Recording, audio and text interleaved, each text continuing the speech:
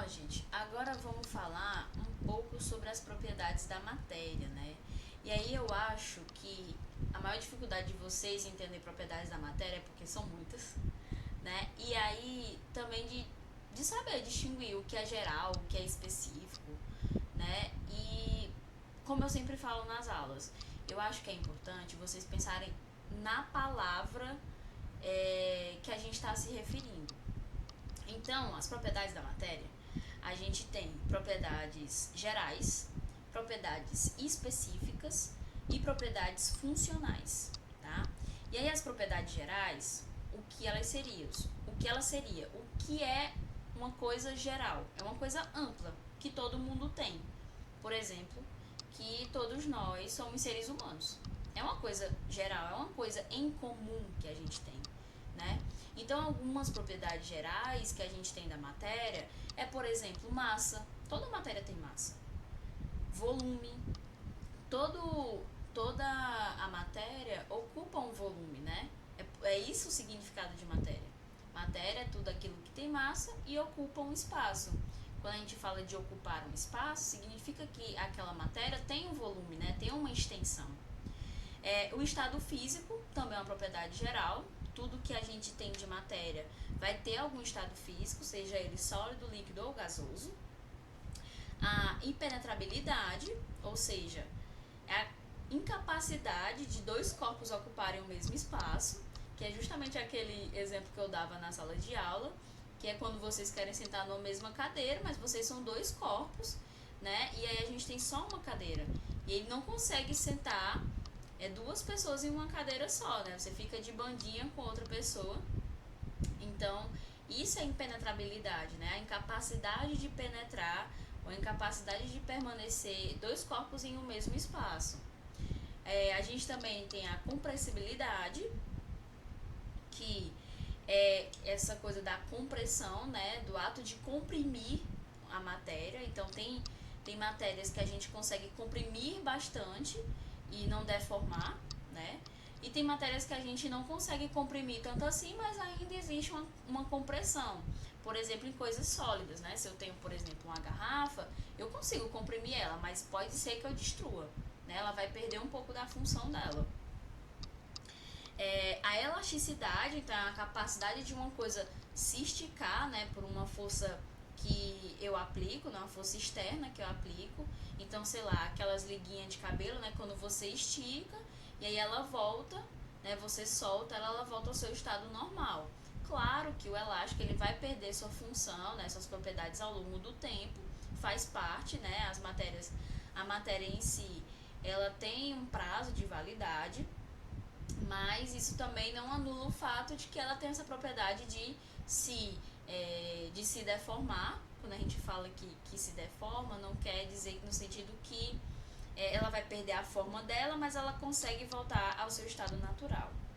A gente também tem a divisibilidade, que é a capacidade de você pegar uma matéria, por exemplo, a água, e aí ir dividindo ela até uma pequena amostra de água, que no caso é a molécula de água H2O.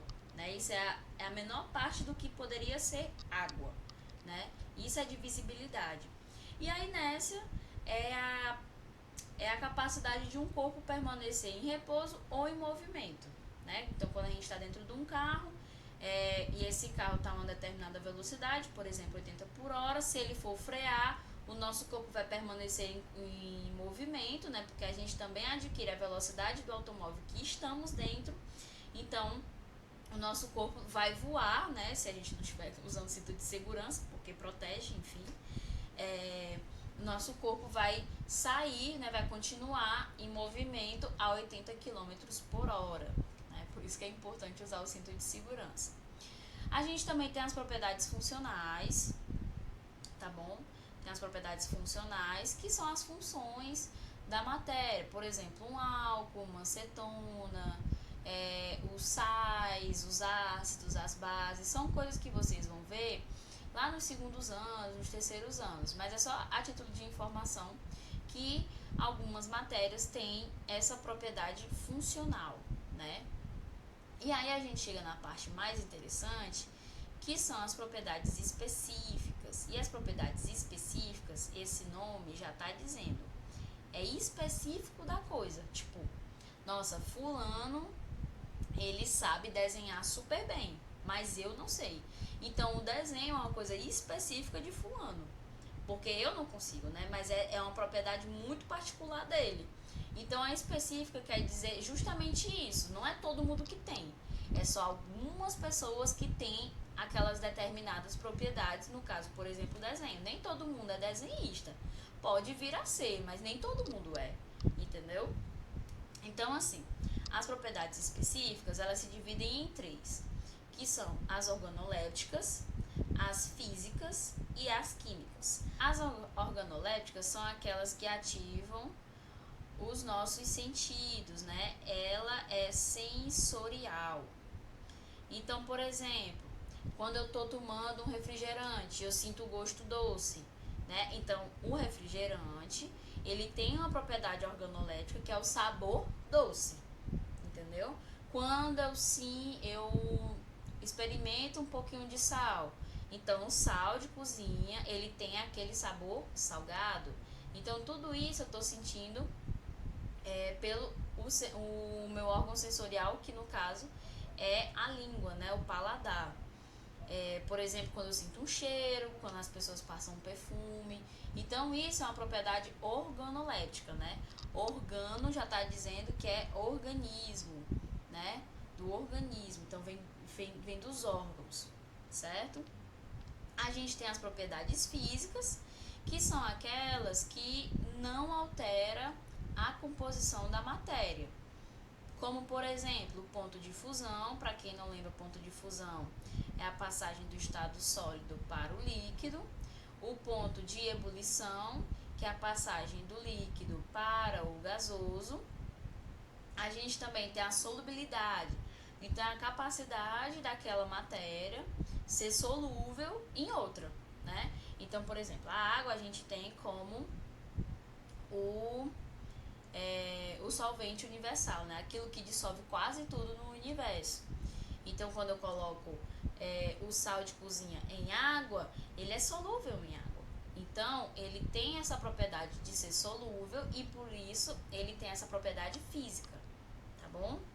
E a gente também tem a densidade, que é como eu falei na última aula, que é uma relação de massa e volume. Cada matéria tem uma densidade diferente. A água tem uma densidade, o óleo tem uma densidade, o mel também tem uma densidade. Então, a gente vai percebendo que cada matéria é específico, né?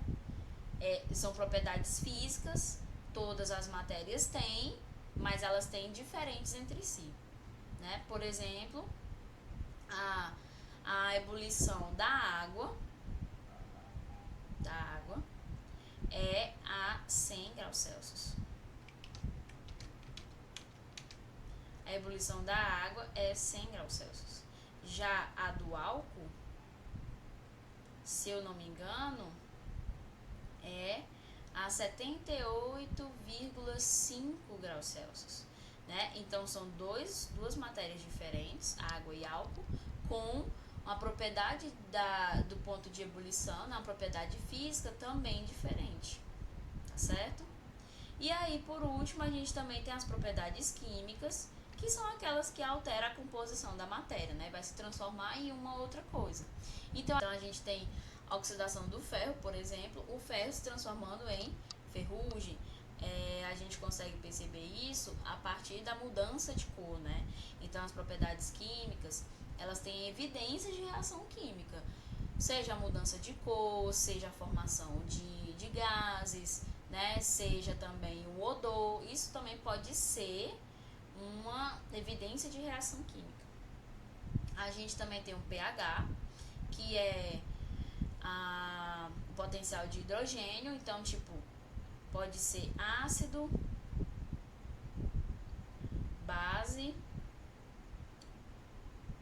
básico ou neutro. Então, por exemplo, quando a gente está com uma dor no estômago, né? E o que isso significa? Que a gente tem um ácido no estômago que ajuda a decompor a comida, né, a digerir a comida que a gente está comendo, né, fazendo a refeição. Então, se a gente está sentindo dor no estômago, pode ser que aquele ácido esteja elevado, né, o nível de ácido está elevado no estômago. E aí muitas pessoas, o que é que elas fazem? Elas tomam um leite, porque o leite, ele é básico, né? Então, quando você coloca uma base, né, ele vai, tipo, neutralizar, né, vai amenizar um pouco esse ácido ali no estômago, que vai aliviar a dor. É tanto que também tem gente, não sei se vocês conhecem, o leite de magnésio, que é justamente para isso, né, reduzir a acidez no estômago. A gente também tem a combustão, que no caso quer dizer a queima, né? Então, queima de papel, queima do carvão, tudo isso a gente está fazendo a transformação química. Tá deixando de ser carvão, tá deixando de ser papel para ser outra coisa. E também a decomposição, né? A gente pode pensar em decomposição, por exemplo, de frutas, né? Do próprio corpo, né? Do corpo dos seres vivos, enfim.